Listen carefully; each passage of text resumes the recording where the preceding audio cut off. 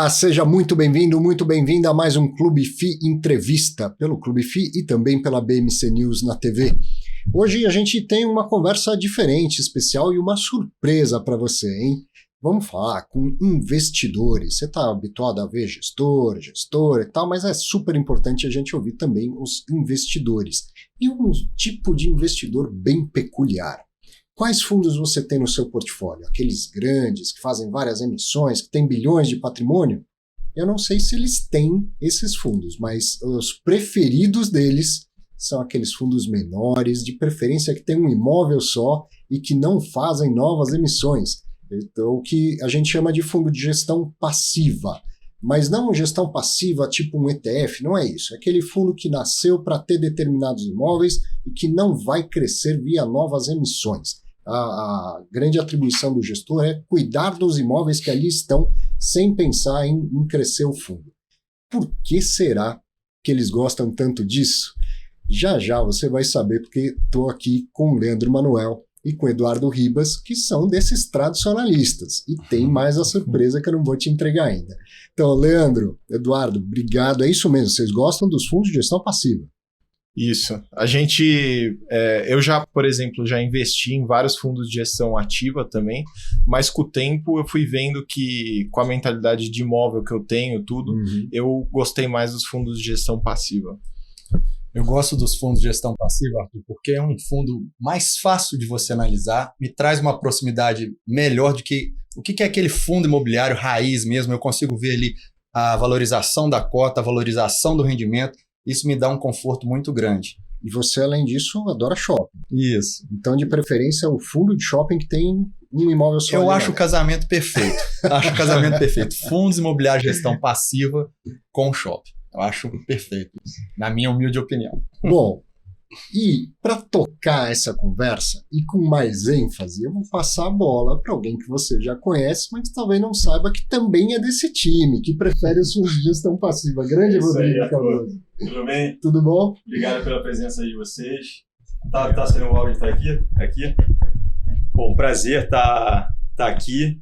E eu acho que quando veio a ideia de falar sobre fundos de gestão passiva, que eu também pessoalmente, como investidor, né? Porque não sou só sócio fundador do Clube FI, para quem não sabe, eu tenho 200%, eu sou 200% fundo imobiliário, porque 100% do meu patrimônio está nisso e 100% do meu trabalho está relacionado a isso. Então, eu sugeri trazer aqui o Leandro e o Ribas para falar sobre fundos que eu também pessoalmente gosto bastante. Eu sei que é polêmico, né? Sim. Não é um tipo de fundo que a gente pode muitas vezes sair falando para iniciantes, mas ele tem características bastante interessantes que eu, como investidor, gosto bastante. A gente vai discutir de uma forma bastante informal aqui, vai fazer uma mesa redonda aqui, e o Arthur vai se retirar, né, Arthur? Eu que vou comandar esse entrevista aí pela primeira vez.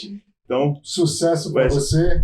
Vamos ver se eu chego um décimo do seu nível. Com aí. certeza. Deixo você em boas mãos para um bate-papo muito interessante. Depois quero saber sua opinião. Viu? Grande abraço, a gente se vê numa próxima. Obrigado, sucesso, boa conversa para vocês. Então, senhores, a ideia aqui é fazer uma coisa bem informal aqui, como eu falei, fazer uma mesa redonda, porque eu também quando eu conheci o Leandro, esse cara... Não tem ninguém que gosta mais de shopping, ainda gosta de shopping. Sim, claro. Como antes da pandemia. Sim. Porque, na verdade, eu acho que eu gosto ainda mais de shopping do que... Porque se mostrou bastante resiliente atravessando essa pandemia, né? Sim. E a gente tem muita identificação no perfil de investimento aí com vocês dois, né? Sim. E aí eu vou falar um pouco do meu caso, aí eu queria que vocês comentassem também, né? Sobre as razões principais de vocês gostarem de fundos de gestão passiva. Sim. Aí no meu caso é muito simples. Os fundos de gestão passiva são os que mais se aproximam do que a minha família tinha. A minha família já investia em imóveis ali desde a década de 50, que eram do meu bisavô. Eram salas comerciais classe B, lá em Copacabana. E a gente, quando descobriu os fundos imobiliários, a gente resolveu vender esses imóveis para trocar tudo por fundos imobiliários. E aí, para eu me sentir confortável, a minha família também, eu comprei fundos que se aproximavam o máximo possível do que a gente tinha. Então, por exemplo, fundo de gestão passiva até tem, eu gosto, né? Então, eu acho que uma coisa que é importante aqui a gente já falar no início, que eles são fundos que não são excludentes. Então, às vezes, o pessoal tem rixa, né, de gestão passiva com ativa como se um fosse roubar do outro. E não rouba. São nichos diferentes e cada um tem os seus mercados, cada um tem as suas características, né? Então, o fundo de gestão passiva ele se aproxima bastante. Eu acho que o principal aqui que eu mais admiro é a facilidade de entendimento e a questão do controle. Né? Ou seja, o fundo de gestão ativa ele vai vender o imóvel que está ruim. Não, mas o fundo de gestão passiva eu posso avaliar se eu quero continuar naquele imóvel ou não. Se eu não quiser, eu vendo. Né? Então, por isso que ele não é tão recomendável assim para os investidores, para os novos entrantes. Né? Mas, começando aí com você, Leandro, o que te chama mais atenção nos fundos de gestão passiva? Então, lá em 2012, quando eu comecei a investir em fundos imobiliários, tinha muito isso. Por exemplo, eu comecei ali com o FVBI, que é ali da Faria Lima, e era muito específico, era aquele imóvel, era aquele shopping, era aquele ativo, e tem essa simplicidade ao analisar. Então veio aquela crise toda e tal, chegou ali em 2016, quando o mercado virou, a Selic começou a cair, começou a baixar, e os fundos de gestão passiva andaram bastante. Eu falei, agora com essa crise nova, eu falei, cara, eu vou repetir essa minha estratégia. Qual estratégia? Já explico. De fazer uma posição mais em fundos de gestão passiva, porque eles não irão fazer emissões, provavelmente não irão fazer emissões. Então eu já monto nesse ativo, nesse case, nesse negócio agora, que tá todo mundo derrubado, tá todo mundo com cota no chão, na lona, tanto ativo quanto passivo, tá todo mundo igual. Mas eu monto nele porque quando ele começar a andar, eu não vou ter como mais entrar nele. No de gestão ativa, eu tô lá com o meu ingresso comprado, eu gosto de falar isso. Eu tenho lá uma pequena parte de alguns fundos que eu selecionei que eu acho muito interessante, que eu gosto da gestão, gosto da administração. Então eu tenho esses ingressos, e quando o mercado virar e os fundos de gestão ativa começar a andar e começar a pedir emissões, e eu analisar e olhar e ver que eles deram certo, eu começo a trocar a mão. Eu começo a colocar ali um pouco mais nos fundos de gestão ativa. Mas nos de gestão passiva já estão andando, já estão preço caro e eu não vou conseguir entrar. No de gestão ativa eu vou conseguir entrar por causa de novas emissões. Então tem esse lado também, não só mais fácil de analisar, não só mais tira aquele negócio de emissões e você não vê, às vezes, uma renda andar, uma cotação andar, como você vê no Pátio Higienópolis, por exemplo. A cotação era R$100, o rendimento R$1,20, hoje está quase 4 e pouco, ou 3 alguma coisa, quase 4 ali, a cotação 800. Então você vê o fundo imobiliário raiz agindo ali espelhando o imóvel. Isso aí, espelhando o imóvel. Tanto para o bem quanto para o mal, né, Leandro? Exatamente. Porque, às vezes tem casos aí como Edifício Galeria, sim, XP Macaé, etc., que foram o contrário. Então ele tem esses extremos, né? Sim. Ele pode se dar muito bem, né? Porque você acerta o alvo, porque você está ali no alvo, né? Você está no imóvel ali específico, né? E quando você tem esse nível de especificidade, você consegue ter esses resultados, tanto muito bons quanto muito ruins também. Né? Aumenta um pouco o risco, né, que você está querendo colocar. Porque exato. nos de gestão ativa são vários imóveis, é mais suave. Se um inquilino sair ali, vai ferir pouco. Por isso que quando na abertura eu falei com o Arthur que eu gosto dos de gestão passiva e shoppings. Porque o shopping, pela natureza dele, já tem vários inquilinos ali dentro. Então tem 300 inquilinos num shopping. Perfeito. Então, saiu uma loja, entra outra e tal. Então, assim, basicamente, eu queria trazer esse outro lado também, além desse que você está trazendo. E essa questão de você contemplar no fundo de gestão passiva a eficiência dos fundos imobiliários. Eu consegui ver isso. Eu consegui ver isso no Parque Dom Pedro, apesar desse probleminha aí da multa que teve lá. Eu consegui ver esse também no ABC Plaza, no Floripa Shopping. consegui ver isso no Pátio Higienópolis. Claro que isso aqui não é nenhuma recomendação de compra, porque olha o que aconteceu com o Parque Dom Pedro, né? O negócio da multa. Olha o que aconteceu com a ABC Plaza. É uma pena o que aconteceu. E lembrando que fundo de gestão passiva não quer dizer necessariamente que tem apenas um imóvel, né? Ele pode ser, por exemplo, o que você gosta do Figão, né? O FIX, né? Então ele tem 2 shopping centers, né? Isso. Eu rebatizei ele num artigo que eu escrevi, que são os fundos estáticos, né? Que é o fundo que nasce de uma forma e ele morre da mesma forma, se é que ele vai um dia desaparecer. Sim. Aí a gente vai aprofundar várias questões aí que você trouxe. Eu queria saber a sua opinião, qual o principal, de forma geral, o que faz mais te atrair nos fundos de gestão passiva. Então, estava falando com o Arthur, quando eu descobri os fundos imobiliários lá em 2015, eu não sabia a diferença de nada. E eu basicamente olhava, via, é corporativo, é logístico, é shopping, e comprava. Com o tempo, eu fui percebendo que em alguns fundos começava a ter direito de preferência de emissão e outros não. E aí, depois de um ano que eu fui ver, esse fundo aqui é, como você falou, fundo passivo estático. Os outros, eu tinha que ficar pondo dinheiro na emissão. Desde que eu comecei a investir em fundo imobiliário, o principal motivo foi um jeito de eu conseguir participar de vários empreendimentos imobiliários sem ter que ter o capital para ter esses empreendimentos só eu. Ser meio que fracionado, o dono. E com o fundo de gestão ativa, eu fui percebendo que isso fugia muito do meu objetivo, que era assim, eu gostava de pegar aquele imóvel, falei, gostei desse portfólio de imóvel, 5 imóveis. Eu quero comprar esses imóveis e ter eles como renda pelos próximos anos. O fundo de gestão ativa, isso acabava sendo um pouco deturpado, porque eu comprava a carteira da época. E o fundo de gestão ativa, como eles são muito inclinados a crescer, sempre aparece assim, uma emissão com direito de preferência de 50%, de 100%. Então você é obrigado a comprar novas cotas no preço que foi determinado pelo gestor, sem necessariamente querer comprar novos imóveis. Às vezes você comprou algo num valor muito baixo e quer pegar a valorização.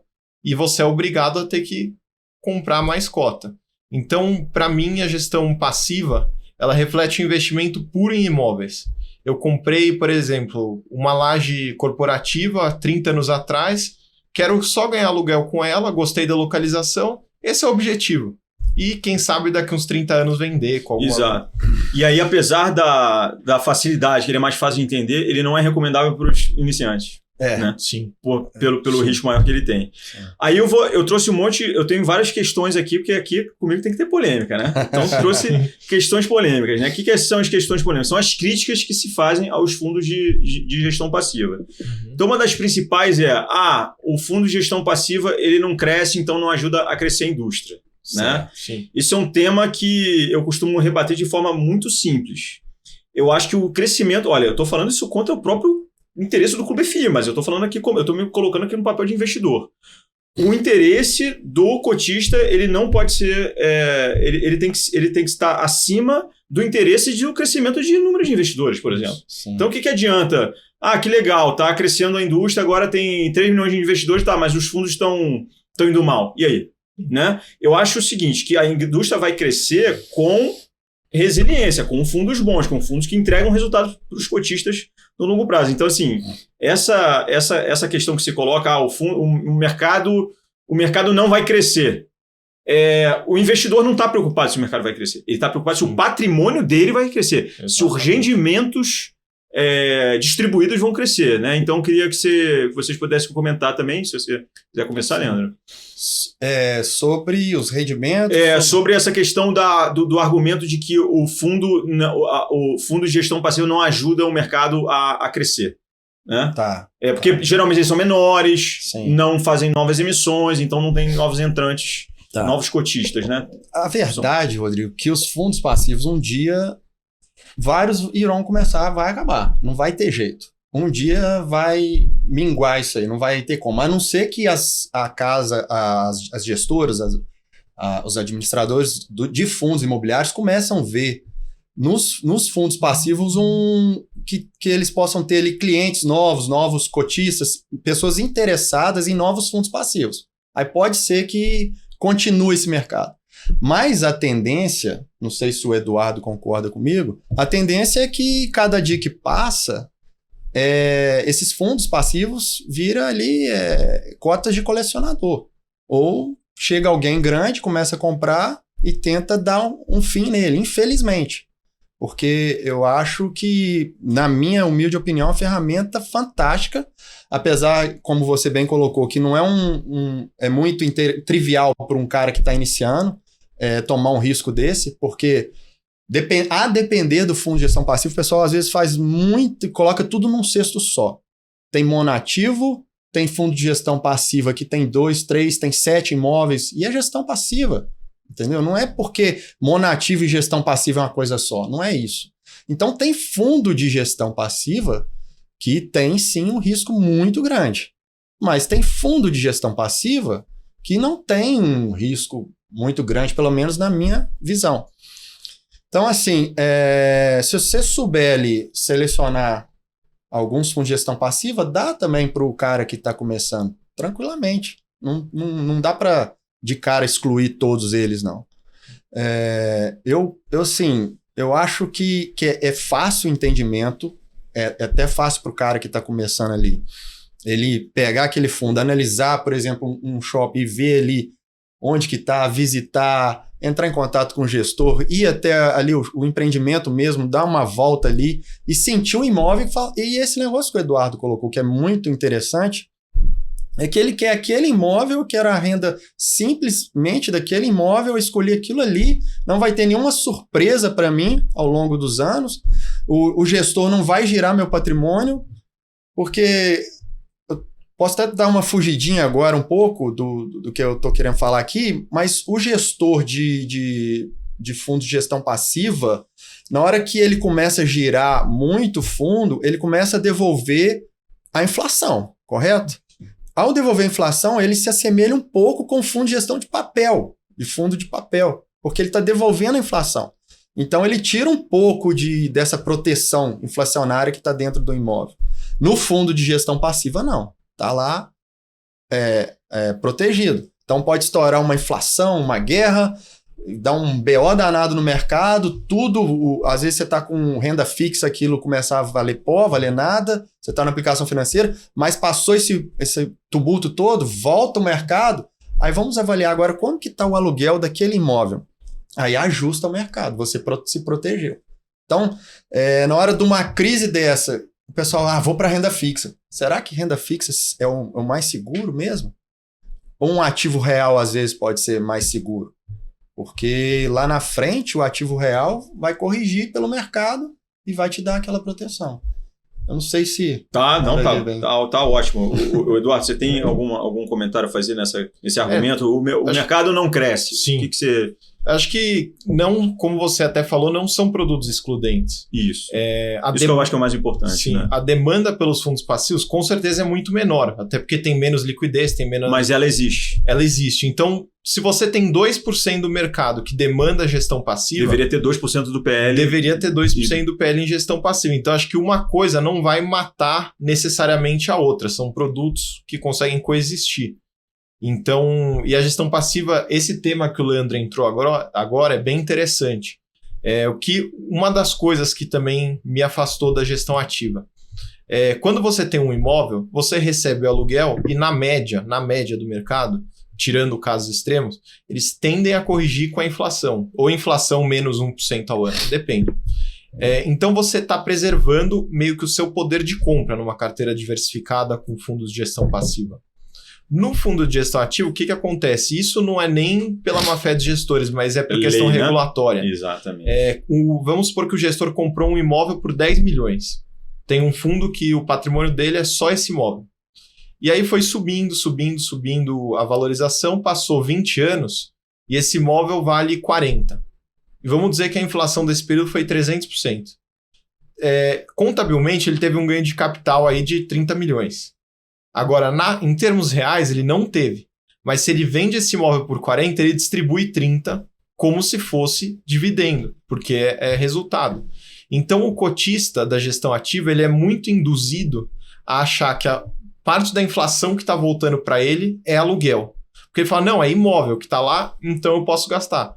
Não é bem assim. Se você pegar os fundos de gestão ativa de imóvel, que tenha mais de 10 anos, pegar os dividendos deles e corrigir pela inflação, você vai ver que eles não corrigem a inflação. A inflação vai comendo.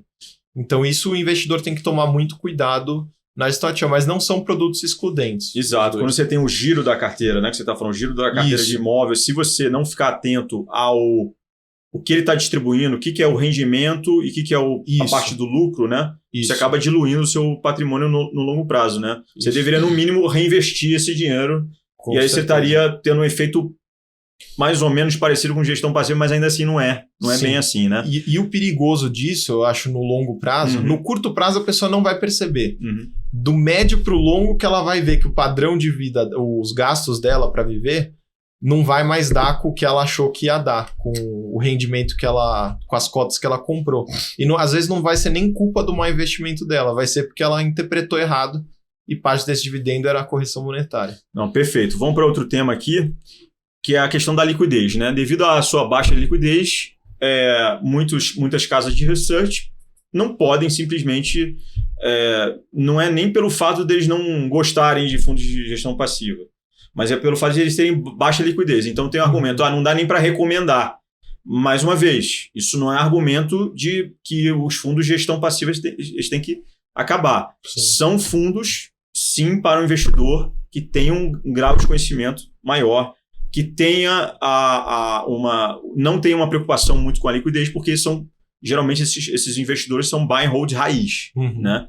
Então, esse argumento da liquidez aí, você vê como problemático, porque você quer sair de um ativo, você vê tem ativos de gestão passiva que negociam menos de 100 mil reais por mês, em alguns casos até menos de 50 mil, né? Então, mais uma vez, a questão da liquidez, casas de análise ficam em impossibilidade de recomendar esses fundos, né?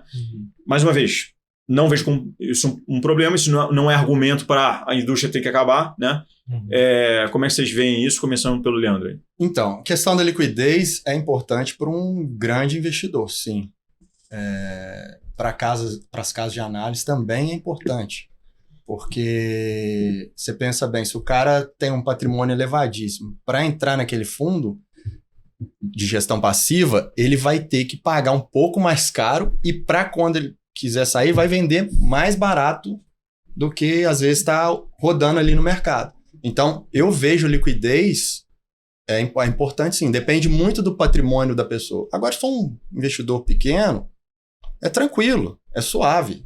A liquidez aí de 300, 500 mil por dia, para um pequeno investidor, é muito tranquilo. Deixa eu fazer um comentário aqui sobre a liquidez, porque mesmo para o grande investidor, quando ele compara a liquidez baixa de um fundo de gestão passiva, essa liquidez comparada com o ativo real, ela ainda assim é maior. Sim. Ele não vai conseguir vender o fundo ali em um dia ou uma semana, mas ele vai conseguir em 2 meses. Vamos dizer assim. Sim. O imóvel você não consegue vender em 2 meses. Não. Com muita sorte você consegue, mas... Né? Isso é muito importante, você falou, porque, querendo ou não, tem a liquidez para o mesmo grande investidor. Vamos lá, que ele comprou um imóvel no centro da cidade de varejo por 50 milhões. Para ele vender esse imóvel, olha a dificuldade que ele vai ter para achar um comprador, olha o tempo que ele vai gastar. Mas vamos supor que ele tem 50 milhões, que é um bom valor, né, num fundo de gestão passiva de 500 milhões, por exemplo. É difícil ele sair? É difícil. Mas aos poucos ele já vai dando saída ali. Vai demorar alguns meses? Vai demorar alguns meses. Mas ele já começa a fazer as vendas dele ali no mercado. Então, tem um lado também, que aí já partindo mais para o campo de fundo imobiliário geral, que vamos supor que esse mesmo investidor grande de 50 milhões, ele precisa às vezes só de 1 milhão, 2 milhões, ele vai lá e vende só o tanto de cota que ele precisa. Ele não precisa ser o tudo ou nada. Né? Eu vou vender o imóvel todo. Não, ele vende só o que ele precisa, vai lá e pega o dinheiro e continua com as cotas dele. Mas é muito importante, antes de entrar num fundo desse de gestão passiva, estudar muito, analisar bastante. Porque para um grande investidor, para sair é complicado sim. Não é fácil não. Então, acho que a liquidez pesa um pouco contra os fundos de gestão passiva, sim. Tá? Já nos de gestão ativa, a liquidez é uma maravilha. Não é um problema. Como é que você vê essa questão de liquidez nos fundos de gestão passiva? Acho que se a pessoa vai investir em fundo imobiliário, em imóvel, ela não pode estar preocupada em querer esse dinheiro para amanhã ou para daqui uma semana. Então, isso não é um impeditivo para a pessoa não investir. Como você falou, por exemplo, imóvel, você quer vender, você demora meses, às vezes até anos, pague TBI, paga a comissão do corretor, tem um monte de taxa envolvida. Eu que o diga, já passei então, por isso. Tem um monte de taxa envolvida, e no fundo imobiliário de gestão passiva, isso não existe em nenhum fundo imobiliário, mas assim, a pessoa não deve, se ela tiver um capital maior, ela não deve colocar falando assim, talvez eu precise desse dinheiro daqui a 2 meses, 3 meses. Ela precisa basicamente, o que eu gosto, por exemplo, de pensar para mim, eu compro sempre pensando no fluxo que a cota vai me dar. Eu pouco me importo com o valor da cota, do dia a dia, tudo isso.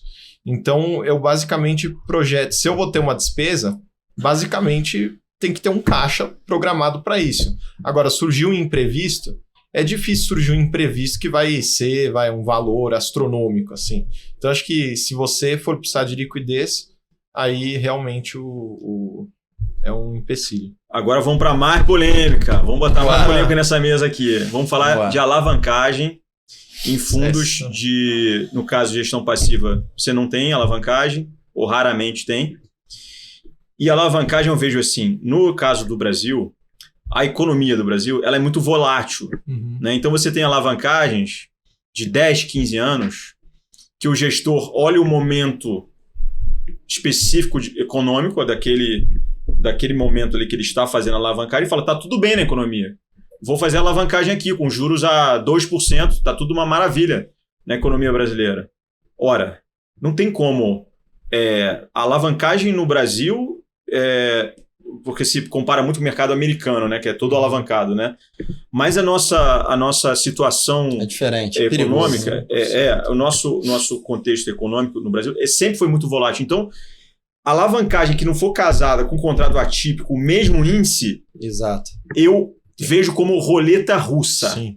Roleta russa. Você pode se dar... sempre vai dar errado? Não. Mas existe um risco aí de dar errado e quando dá errado, o negócio às vezes quase perda total. Dá perda total, né?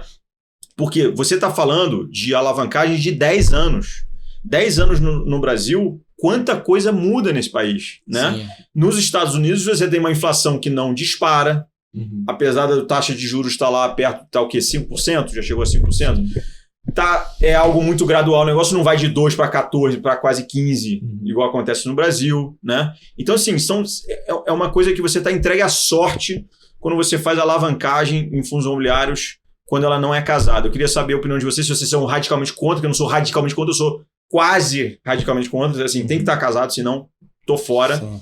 Se isso tratando de gestão ativa, que eu também tenho fundos de gestão ativa, tá? Não demonizo nenhum tipo de fundo, né? Cada um tem o seu perfil. Sim. E a gente não está aqui para dizer se é melhor ou se é pior. A gente está aqui para dizer as características e cada investidor aí toma a sua decisão. Como é que você vê aí a alavancagem em fundos imobiliários? Olha, a alavancagem acontece nos fundos de gestão ativa. Basicamente, a maioria lá, né? Então, eu vejo o seguinte. Se for um contrato casado, igual você colocou, dá para ir. Mesmo índice, vencimento, tudo. Dá para fazer. Se for bem feito, roda. Mas se for mal feito, pode dar um problema terrível. Agora, eu tô vendo muito criatividade aí do pessoal do mercado, que antigamente, não sei se você acho que você já era dessa época. O Eduardo, eu não sei.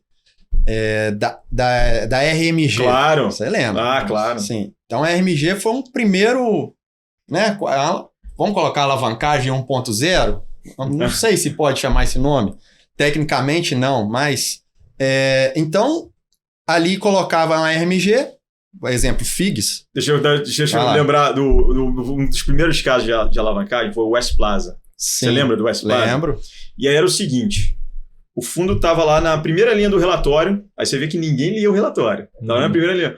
A RMG vai até a data tal e o lucro real desse fundo era menos da metade. E ele falava isso, tá lá na primeira linha. E aí o fundo se comportando como se a renda real fosse da RMG. Isso. Aí quando o fundo anunciou, no dia que ele anunciou que o dividendo caiu mais de 50%, a cota afundou. Aí foi nesse momento que o pessoal, epa, caramba, o que tá acontecendo, né? Ou seja, ninguém lia nada naquela época, né? Aconteceu exatamente isso com o FIX também. E com o FIX também, a cota era 92, 93. Mas no caso do West Plaza, a queda foi maior. Do FIX foi menor. E só que assim, aí você vê que como foi menor a do FIX, porque o pessoal já tava de olho, né? Porque o mercado ele vai aprendendo, aí você vê que o mercado tá evoluindo, né? Sim. A queda no FIX começou, acho que quase um ano antes da final. Isso, perfeito. Mas depois que começou, foi embora. O pessoal, a ficha foi caindo. Por que tá caindo? Aí começou a descobrir que a renda real era só 30 e poucos centavos e a RMG era 83 centavos. Só para colocar, todo mundo tá assistindo na mesma página, a RMG, o cara vai lá, faz um empreendimento, vende para um fundo imobiliário e fala assim, quando isso aqui, daqui 4 anos, quando isso aqui rodar, isso aqui vai dar os 83 centavos. Então eu vou... Renda mínima garantida. Eu vou bancar esses 83 centavos até 4 anos e depois, dali para frente, é por conta do shopping. Eu fiz o estudo aqui, bonitinho, e dá os 83 centavos. Só que, para nossa grata não surpresa, não deu certo, entendeu? Não deu certo. Mas a gente tem que elogiar também que deu certo, por exemplo, no Pátio Higienópolis, deu certo. Foi uma renda mínima garantida honesta. Não estou falando que a outra não seja honesta, mas não deu certo. Errou. A do Parque Dom Pedro também deu, né? Do Pátio Higienópolis, do Parque Dom Pedro. Então, tem algumas rendas mínimas garantidas que rodou no mercado que deram certo. Que foi justo, deu tudo certinho. Né? Agora veio a renda mínima garantida, anotei que fiz uma colinha, vem a 2.0, a renda mínima garantida 2.0, que é os contratos atípicos. Então faz um contrato atípico, por exemplo, como o Banco do Brasil fez lá em 2012, né? Fez lá um contrato atípico para durar ali 10 anos, não sei o quê, mas coloca às vezes um preço acima do que vale, porque às vezes é um contrato BTS e tal. Dá aquela inflada no rendimento, atrai os cotistas, atrai investidores, nossa, tá pagando bem aquilo ali, atrai o pessoal, vai naquela, e na hora que vem o vencimento do contrato e vem a realidade, aí a cota sente. Então, essa é a segunda alavancagem, a RMG 2.0. Aí vem a RMG 3.0, que é a alavancagem raiz que você comentou, que você puxou aí. Né? Que é essa alavancagem, tudo direitinho. Que se fizer o contrato certinho, beleza, tá fechou. Agora, se fizer uma alavancagem meia porca, aí não pode dar BO. E agora tem a 4.0. Tem a RMG 4.0, que é a compra parcelada. Então, eu compro o shopping primeiro, recebo os aluguéis já e pago a metade dele, 50% dele, só ano que vem. Enquanto isso, eu vou recebendo os aluguéis, inflo o meu rendimento, atraio os cotistas e depois eu faço emissões e toco o barco. Entendeu? Então o pessoal é bem criativo. Você percebe que tudo é muito ligado ao rendimento. Então é por isso que é importante estudar, é importante escolher, é importante saber qual o fundo imobiliário escolher, né? Qual o investimento fazer para encaixar com o seu perfil de investidor. Você suportar aquele risco, suportar aquele balanço. A gente hoje aqui está falando mais de fundos de gestão passiva. A gente está explicando mais tentando explicar mais esse case.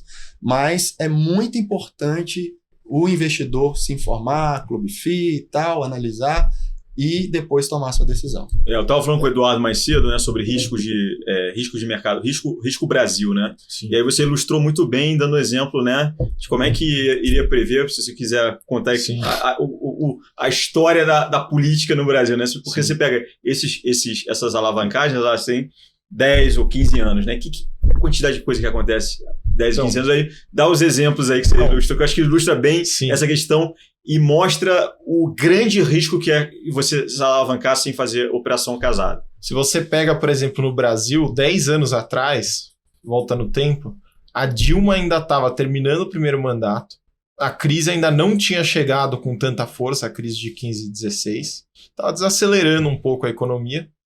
A gente teve um impeachment, Temer presidente, aí nesse meio tempo o Lula foi preso, o Bolsonaro virou presidente. Depois, o Lula foi solto, Lula presidente. Então, assim, a instabilidade política no país é um negócio gigantesco, assim. E isso reflete na economia, reflete no juro futuro, reflete no apetite do mercado. Então, assim, é difícil você conseguir prever como é que vai estar a economia daqui a 10 anos, 15 anos. O relatório Focus erra previsões para o ano que vem. Assim, erra feio. Então, como é que vai prever daqui a 10 anos? Então, exatamente. Se você não faz esse método que você falou, que você casa o contrato atípico com o vencimento da alavancagem... mesmo índice. Exato. É um tiro no escuro.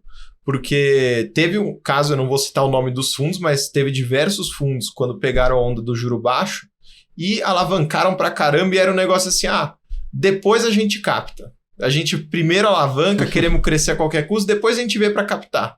Aconteceu que a janela fechou de captação e o fundo se explodiu no fim. Isso aconteceu com mais de 5 fundos. E olhando para os Estados Unidos, o pessoal fala muito de REIT, né? Lá fora. Querendo ou não, e o pessoal falando às vezes que os fundos têm que convergir como os REITs são, no Brasil a gente já tem empresas muito parecidas com os REITs dos Estados Unidos. Você pega as empresas de properties, por exemplo, a Cine, Allianz Sonai, Multiplan, empresas de desenvolvimento, elas fazem basicamente o que um REIT faz. Um REIT ele pode se alavancar, eles normalmente são muito alavancados, né?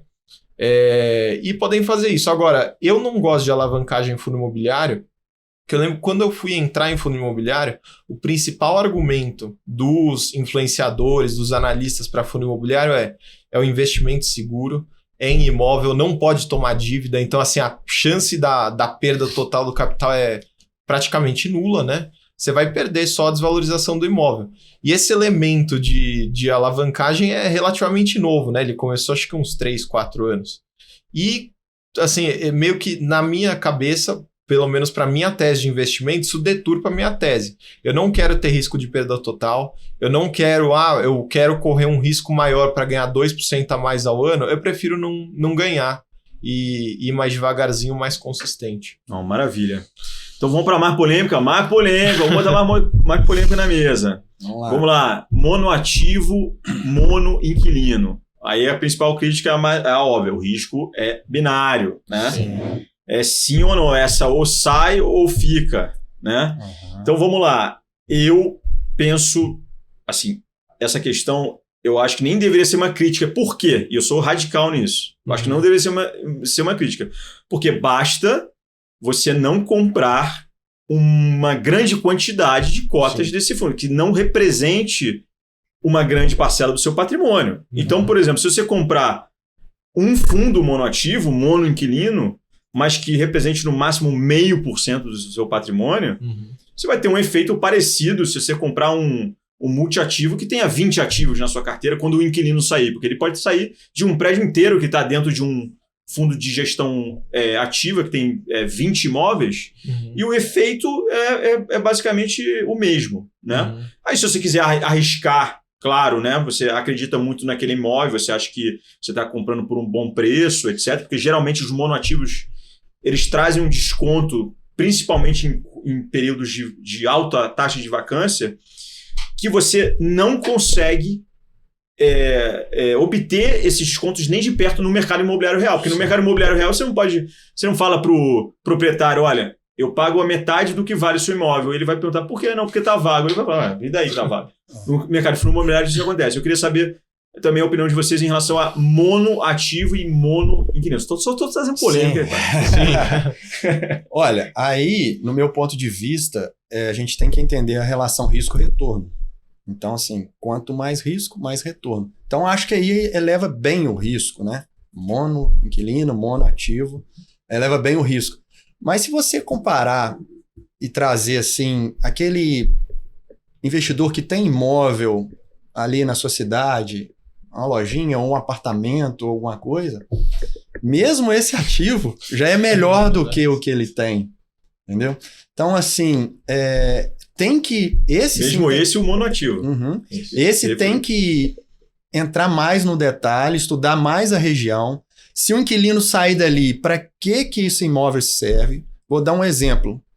Eu tinha o XPCM na carteira. E na época estava rodando bonitinho, Petrobras lá, E o comentário é que tinha cabos e mais cabos passando por debaixo do prédio, até na plataforma, investimento milionário, a Petrobras nunca sai dali. Amigos meus investidores falando que, eu faço all-in nesse XPCM. Beleza, eu tava ali com a minha posição, conservador, falei, vou dar um pulo lá em Macaé. Eu vou olhar esse prédio de perto. Cara, eu fui lá, e de lá eu abri o meu celular e vendi na hora. Na hora eu falei, cara, se isso aqui vagar, se a Petrobras sair daqui, isso aqui não aluga nem para consultório médico, isso aqui tá muito fora. Não, mas a Petrobras... Não... Cara, isso para Petrobras é um estalo, isso aí não é nada. Isso aí, investimento aí não é nada. Eu me lembro no Alme, o pessoal também não acreditava. Não, o Alme... Era Petrobras, né? Era Petrobras. Era. Eu já tive o Alme. E só que o pessoal que comprava falava assim, não, que a Petrobras nunca vai sair. Eu falei, ué, como assim nunca vai sair? Não tem. Nunca não vai tem sair. essa. Não, porque você não tá vendo que a economia... Eu falei, mas Brasil é Brasil. Então não deu outra, né? A Petrobras saiu, caiu fora ali do nada. Sim. Nunca mais deu renda desde então. Nunca, por enquanto, mas tem diminuído a vacância gradual, mas lentamente. Mas são essas esses fundos são os fundos mais antigos. Esse teste XPCM até que não, né? Veio ali na década de 2010, né? Isso. Mas era o jeito de dar vazão aos imóveis à época, né? Para grandes proprietários de imóveis. Então, era chegou a R$10 o fundo. Né? Eu não acompanho mais. Então, assim, tem essa análise mais para você ver mais esse risco, né? Um risco muito grande. Esse monoativo. Mas tem uns que dá para você ter. Entendeu? Tem uns que passa nesse crivo todo. Entendeu? E aquela coisa, quem comprou mesmo esses casos desastrosos, que foram vários. O Rio de Janeiro foi um desastre total. Mas quem comprou ali 0,0... 0,5% do patrimônio, alguma coisa. Não sofreu tanto muito, assim, né? E você, Eduardo, como é que você vê monoativo, monoinquilino? Então, na sua opinião? Eu já tive bastante monoativo, eu ainda tenho um ou outro monoativo quando eu acho uma oportunidade especial, mas eu vou bastante nessa tese do Leandro. Eu acho que você ter uma salinha ou uma casinha assim, só ela de renda de aluguel, um imóvel, eu acho mais arriscado do que você colocar num fundo monoativo, porque provavelmente o fundo monoativo vai ter uma qualidade, uma competitividade bem maior do que a sua salinha ou a sua casinha que você tem para alugar. Então eu gosto de fundo monoativo de setores que assim eu não consigo ver num curto prazo e médio prazo não precisando daquele imóvel. Então eu vou dar um exemplo de hospital. Hospital, muita gente tem preconceito com investir em fundo de hospital, porque tem um histórico, né, de ações judiciais, ações revisionais que pegaram os cotistas desprevenidos. Mas machucaram, mas dá um banho, muita gestão passiva aí. Então, tirando esse fator, assim, a princípio está se resolvendo isso, né, já tem novas jurisprudências das decisões, mas tirando isso, eu não consigo imaginar um hospital saindo de uma localização boa em São Paulo e falando, vou sair daqui. Por 2 motivos. Primeiro, porque ele saindo de lá, o concorrente dele vai chegar lá e vai falar, tá bom, eu vou me instalar aqui. Vai perder a base de cliente. E segundo, você mudar de hospital, CAPEX para um hospital novo é muito caro. Então o cara vai querer abrir em novas regiões que não seja onde já está consolidado. Então, nesses casos específicos eu gosto. Agora, você pega um monoativo, que é um Banco do Brasil, um escritório isolado no meio do nada, que está alugado por, não sei, R$100 o metro. Aí, nesse caso, eu já não corro tanto risco. Olha só, para quem gosta de polêmica, eu acho que essa aqui vai ser a entrevista mais assistida aí, porque é fundo de hospital, monoativo, monoinquilino, só coisa que... só rolo. Só os que mais sofrem bullying no mercado, né? Aí tem outra coisa que muitas pessoas falam sobre os fundos de gestão passiva, dizendo que o natural, que o caminho natural é seguir o que aconteceu lá nos Estados Unidos, que eles se consolidaram. Então, lá nos Estados Unidos você não tem tem menos de 250 REITs, se eu não me engano, algo em torno disso. No entanto, o mercado lá tem do tamanho de o quê? 1,5 trilhão, mas $1,5 trilhão de dólares, né? E aí eles dizem, o caminho natural é a consolidação do mercado, né? Mas, mais uma vez, a gente não precisa imitar o que está acontecendo nos Estados Unidos. E também não são excludentes. Essa tecla aqui eu tenho que bater. Né? Então, no caso do mercado americano, é uma coisa diferente. Lá tem outros veículos que você pode investir, sim, em imóveis específicos, que é o crowdfunding imobiliário lá nos Estados Unidos é muito mais popular que no Brasil. Então, algumas pessoas falam assim, não, mas se tiver um monte de monoativo, de fundo de gestão passiva pequena, você vai ter 500, 600, 800 mil fundos sendo negociados na B3. É isso que você quer? Eu falei, é isso. Exatamente. Qual o problema disso? É liberdade de escolha. Exatamente. Então, eu queria que vocês comentassem sobre essa posição. O mercado crescendo, assim, como tem aquilo que o Eduardo falou mais cedo, que eu concordo totalmente. Sim. Existe uma demanda de 5%. Sim. Eu faço parte dela, nós três fazemos parte dela. Tenho certeza que muitos usuários do Clube FI vão se identificar também com isso, né? E aí, como é que você vê essa questão de ter, porque se a gente tiver 5% dessa demanda e ter 5% do PL, né? Mas isso ser representado por, sei lá, 1.000 fundos, né? Como é que você vê essa questão de ter uma oferta que pode, sabe, incomodar muita gente porque vai ter muita coisa para analisar, enfim. Só que no caso, gestão ativa mais uma vez, são fundos grandes e também tem muita coisa para analisar se ele quiser analisar tudo, né? Eu acho que plataformas como o Clube FI servem justamente para poder ter quantos fundos for preciso, porque no Clube FI você consegue filtrar. Eu só quero fundo com no mínimo tanto de valor de mercado, tanto de ABL. Então, tem que ter mercado para todo mundo e não necessariamente para os fundos grandes crescerem, eles precisam crescer fazendo crescimento predatório nos passivos. Eles podem muito bem fazer emissões e comprar imóveis que hoje não são listados e futuramente listar. E tem um detalhe, por exemplo, lá no mercado de REIT americano, nos Estados Unidos o crédito ele é muito barato. Estamos vivendo um período que não está tão barato assim, mas até 2 anos atrás ele é muito barato, muito abundante. E lá o investimento em imóvel bate a renda fixa assim, num nível brutal. É uma diferença assim, se o cara deixou em bonds o dinheiro dele ao longo de 50 anos ou em imóveis, o retorno que ele tem em imóvel é coisa de, acho que mais de 5 vezes a média. No Brasil, não, pelo incrível que pareça. No Brasil, em vários períodos, a renda fixa, o CDI, supera o retorno de imóvel. Se você descontar imposto, tudo. Então, é muito diferente do pessoal. Por exemplo, o pessoal adora alavancar aqui, eu estou voltando um pouco nesse assunto, usar o mercado americano como justificativa. A questão é que a gente vive em realidades completamente diferentes, são universos paralelos praticamente. Como que, assim, para o cara aqui ganhar um dinheiro significativo, crescer, gerar muito valor para o cotista via alavancagem, ele tem que achar um negócio da China, assim, ser o gênio da lâmpada.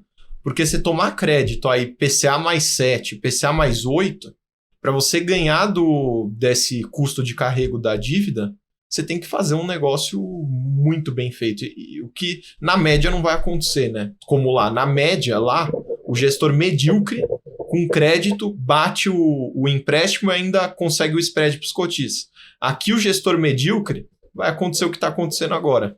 Vai cair muito a cota do fundo, vai destruir valor, vai vender imóvel no desespero porque não planejou direito. Então, tem essas particularidades. Legal, Eduardo. E você, como é que você vê essa questão de possibilidade de mercado de fundo de monoativo crescer e ter um monte, virar uma salada? Como é que você vê isso aí? O Eduardo puxou sardinha pro seu lado e eu concordo com ele. O Clube FI tá aí para isso mesmo, pra gente escolher o que quiser.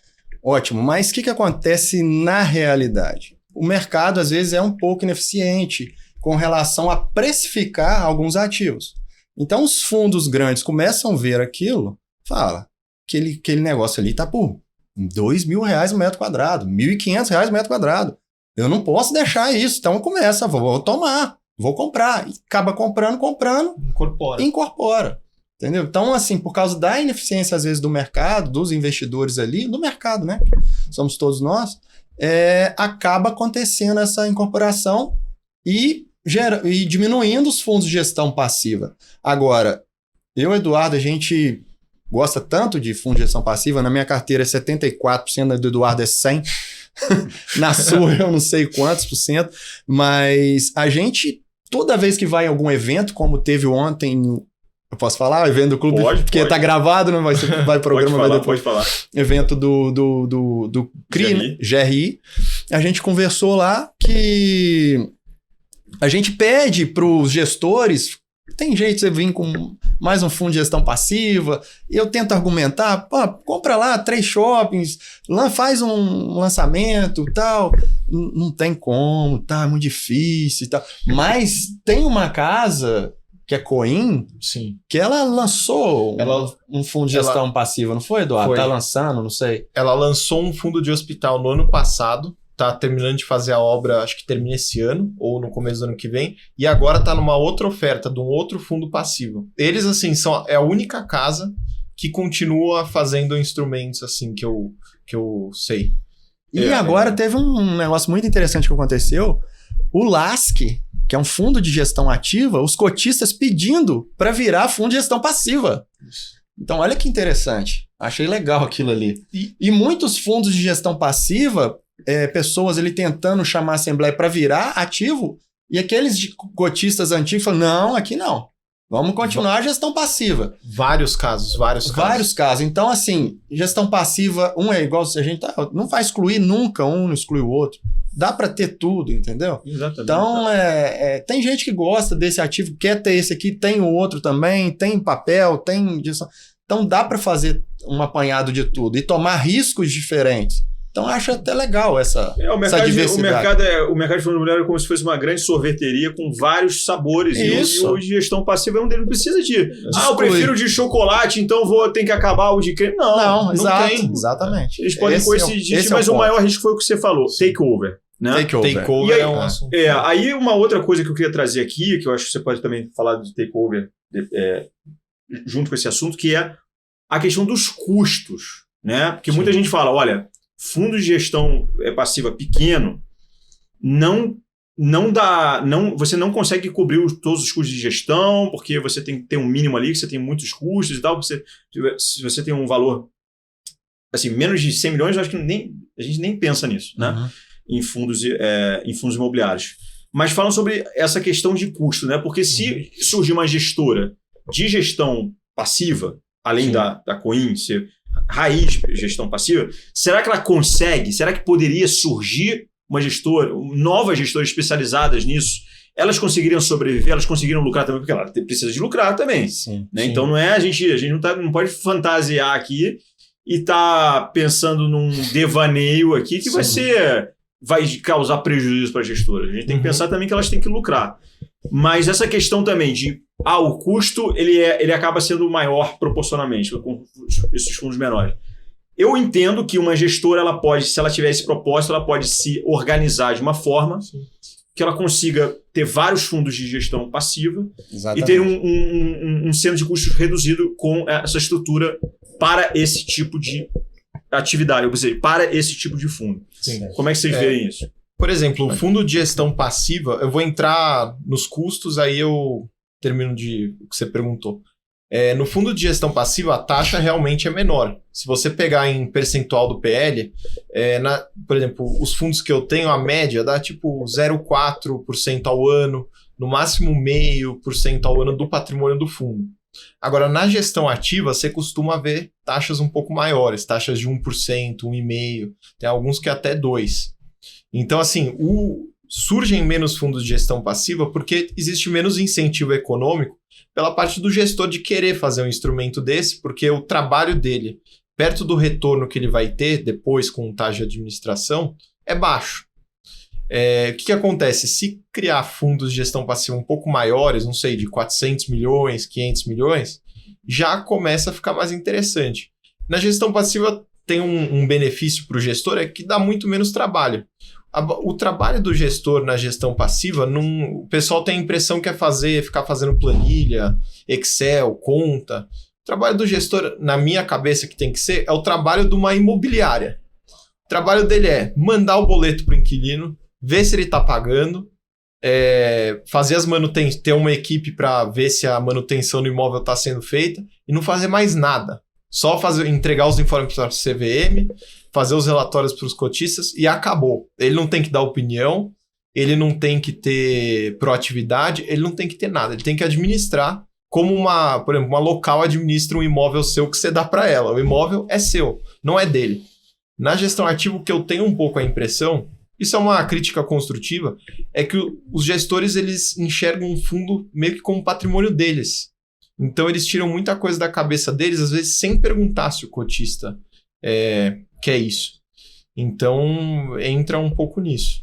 Perfeito. Você, Leandro? Essa questão econômica aí é fundamental, porque é isso aí que vai fazer os gestores, os administradores gestores migrarem mais para a gestão ativa. Porque é o que manda, Sim. né? Então eles vão olhar aquilo ali e falar, não, eu prefiro ir pelo caminho da gestão ativa. Um exemplo clássico que aconteceu no nosso mercado foi do FIGS, da Socopa. A Socopa só tinha o FIGS lá como fundo de gestão passiva. Então não fazia sentido para ela manter aquilo ali, manter toda uma equipe para tomar conta daquilo ali. Ela renunciou. Ela renunciou à Excelente exemplo. né? Sim. Então, o tal do fator econômico é o que tem prejudicado os fundos de gestão passiva, porque se isso começa a gerar muito retorno para as casas, eles abraçam novamente. Isso não tenha dúvida. Mas esse lance pesa e pesa demais. Então, o que aconteceu com o FIGS? A Red assumiu. A Red, por ter já uma equipe, é o que você deu o exemplo, já tem uma equipe que toma conta do HPDP, tem uma equipe que toma conta lá do Floripa, então já tem equipe que toma conta de vários fundos e também vai olhar o FIGS. Então isso dá uma sinergia, Sim. né? Então aí funciona. Já para a Socopa não fazia sentido contratar pessoas e ter um gasto muito grande, até porque o retorno de um fundo de gestão passiva é baixo, né? Então não faz sentido. Então essa é uma preocupação nossa, porque fundo de gestão passiva ele remunera baixo mesmo. E quando você vai para Faria Lima, o pessoal quer procurar o melhor ganho. Então, por isso que, infelizmente, os fundos de gestão passiva tá aí meio com os descontados se nada de novo acontecer, se não surgir um fundo de gestão passiva grande, se não vier uma nova ideia, alguma coisa assim, infelizmente vai acontecer essa incorporação dos passivos dentro dos ativos. Sim. E hoje, por exemplo, você já tem casas, por exemplo, vou dar uns exemplos aqui, o BTG, a Red, a Rio Bravo, são casas que têm bastante fundo passivo. Então eles têm, por exemplo, a pessoa que você lida no banco com um fundo passivo é a mesma que você vai lidar com outro. Então tem uma sinergia de custo. Quando o banco tem 15 fundos passivos, ele tem basicamente a mesma equipe para ter o RI geral, tudo isso. Então, dá para ganhar dinheiro com fundo passivo, mas não vai adiantar, como, por exemplo, a Socopa, que tinha e ganhava, não sei, 50 mil por mês. Aí não fecha a conta. Agora, se a gestora tem, não sei, 20 fundos que dá 50 mil por mês cada, é 1 milhão por mês de receita. Já dá para ter uma equipe legal e, assim, o fundo passivo não tem trabalho o dia inteiro para fazer. Então, dá para uma equipe cuidar de vários fundos. Aí, Eduardo Ribas para gestão. Pessoal, estamos aqui nos últimos 3 minutinhos. Aqui eu acho que foi um papo muito legal. Se vocês quiserem dar as considerações finais, por favor, fiquem à vontade. Pode começar. Pode falar. Bom, queria agradecer o Rodrigo, agradecer o Clube FI. O Clube FI foi quando eu comecei a primeira plataforma que eu usei e que sempre me ajudou muito. Eu sempre gostei de comprar fundo descontado, de imóveis bons, e eu sempre olhava pelo Clube FI. Qual que é o valor patrimonial, quanto está no mercado, histórico de dividendo, fórum. Então, o Clube FI teve uma importância muito grande para fazer o investidor que eu sou hoje em fundo imobiliário. Maravilha, obrigado, Eduardo. Agradecer também, Rodrigo, e faço das palavras do Eduardo as minhas, porque o Clube FI foi um divisor de águas no mercado. Isso é uma ferramenta que veio colaborar demais. Então, assim, vários investidores ali que não tinham muita facilidade com o mercado, acessa o Clube FI, tem lá o fórum, tem um monte de gente comentando, gente boas lá comentando, tem carteira, tem um monte de produto lá, né, Rodrigo? Então, assim, é uma ferramenta fantástica, foi um divisor de águas. Eu venho do mercado aí desde 2012 nos fundos imobiliários. Em julho, comecei lá no meio do ano e não tinha isso. Na minha época não tinha isso. Pô, agora muito fácil, né? Então, assim, vocês estão de parabéns. Obrigado pela oportunidade de falar dos fundos de gestão passiva, mesmo sendo um nicho tão específico e que, às vezes, para vocês não é tão economicamente interessante. Para mim, a pessoa física. Para o Clube FI, às vezes. Mas eu acho bacana isso em você. Eu lembro muito, a gente participava de vários blogs, eu falava com o Rodrigo, cara, se eu falar alguma coisa lá de um assunto, você vai me censurar? Jamais. Aqui não vai ter censura, você vai falar. Você só não pode xingar, não fazer... O resto você pode colocar sua opinião, o que você acha de fundo passivo, o que você acha disso, o que você acha daquilo. Pode falar do fundo tal, do fundo B, do fundo A. Aquilo ali me encantou e eu abracei o Clube FI. Nossa, eu fiquei louco ali naquela hora. A gente é adepto do Voltaire, né? Eu vou discordar de você sempre, mas vou defender o seu achei isso até muito bacana. Isso que a gente aplica. Porque tava no momento de meio censura em alguns blogs. Porque o cara às vezes defendia um fundo e às vezes a gente ia falar alguma coisa daquilo ali e era excluído o nosso comentário. Então você veio com essa pegada, eu achei bacana, e fora a ferramenta, um baita site, enfim, tudo isso aí. Quero te agradecer, muito obrigado. Muito obrigado a presença de vocês. Então, pessoal, esse foi o primeiro Clube FI Entrevista apresentado por mim, Arthur. Se cuidem. Obrigado, pessoal. Um grande abraço para vocês em breve.